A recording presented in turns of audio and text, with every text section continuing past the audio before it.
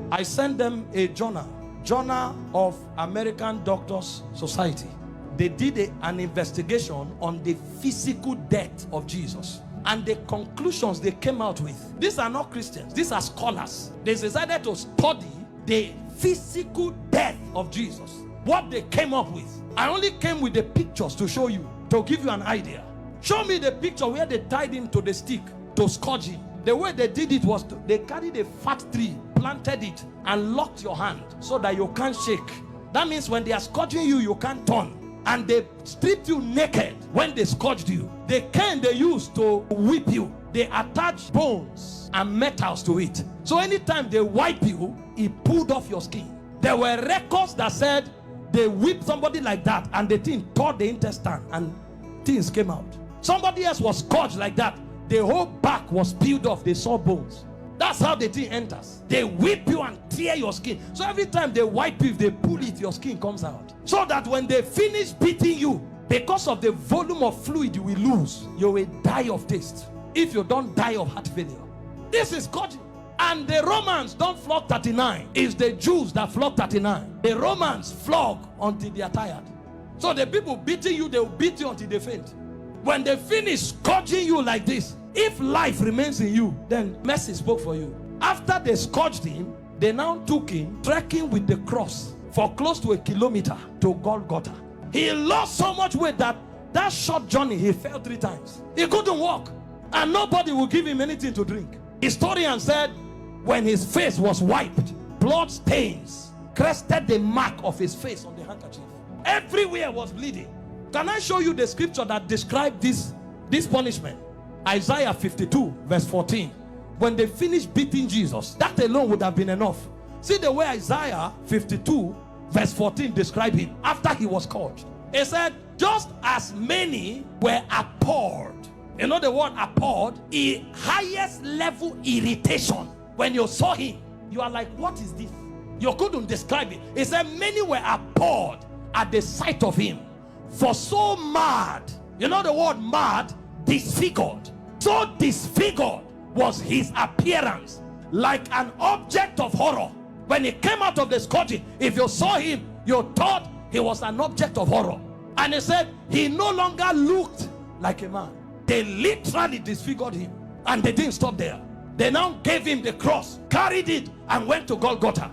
Then they began crucifixion. In crucifixion, they nail you at your wrist, because the idea was for you to hang there until you suffocate.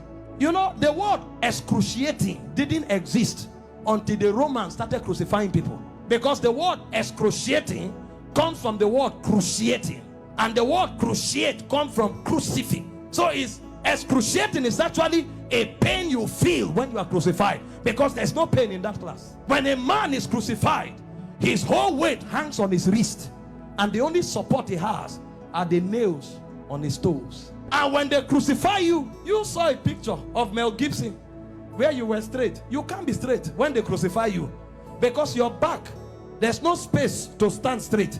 You have to turn sideways to hang, because this is how you hang. Your weight actually hangs on your wrist.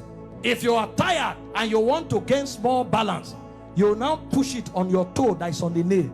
That's why when they wanted to kill the criminals, they broke their legs. And the reason is because when you are hanging, your stomach is bent so that your diaphragm can't breathe. Air can't enter. So Jesus was there for 6 hours. You know what that means? For 6 hours, every time he breathed, he had to pull himself up. So he pulled himself on a nail up to breathe for 6 hours. He will pull up, breathe, go back, pull up for 6 hours. Remember, his back is already torn. So as he's pulling up, he's feeling pains on the wrist, his back is scrubbing on the cross, and his leg is feeling pain. To breathe and go back. Every breath was death for you for 6 hours. And they were mocking him at the same time. So there was soulish torture, there was physical torture. As if that's not enough, he carried sin on him. So God was not connected to him at the time. God had to turn away. So there was spiritual torture, soulish torture, bodily torture. So much so that he cried, Eloi, Eloi, lama sabachthani, my God, why hast thou forsaken me? It's like a disconnection between your spirit and your soul.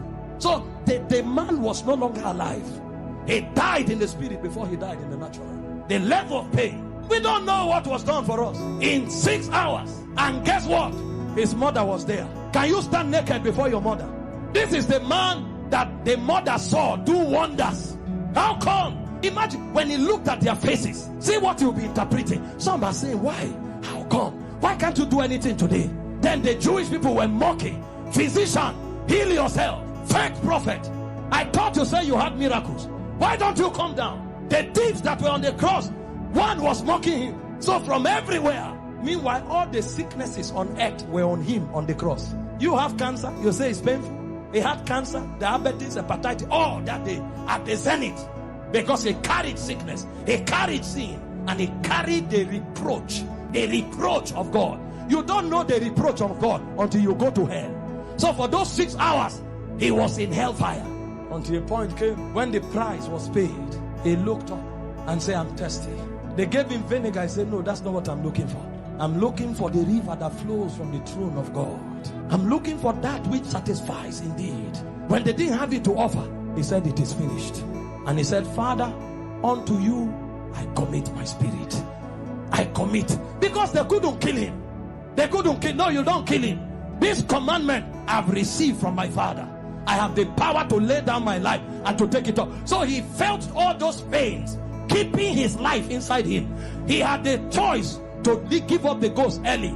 But if he gave up the ghost before the scourging, the sacrifice won't be complete. That's where it is more painful. He had the power to say, no, now I depart. But he kept his life and suffered the pain. From the scourging, to the shame, to the reproach, to the embarrassment, to the flogging, to the crucifixion, until he checked and saw that the sacrifice was complete. Because he had the choice of letting you go to hell, or of keeping you while he stays in hell. He chose to stay in hell.